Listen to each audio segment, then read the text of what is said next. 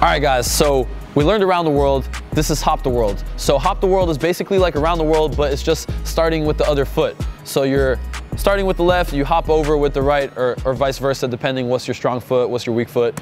So yeah, this is hop the world. It's pretty simple. Let's get right into it.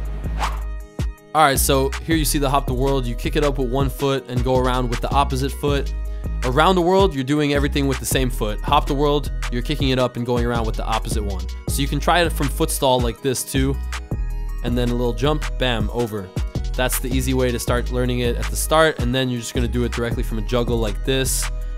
You saw I kicked it up with my left and I go around with my right with an inward motion. So you're kicking it up and you're bringing your leg inward, starting that rotation from your hip. And there you go. Side angle.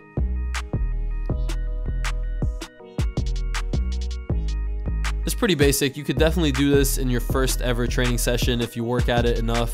Kick it up, go around, and bam. Nice and simple. That's hop the world.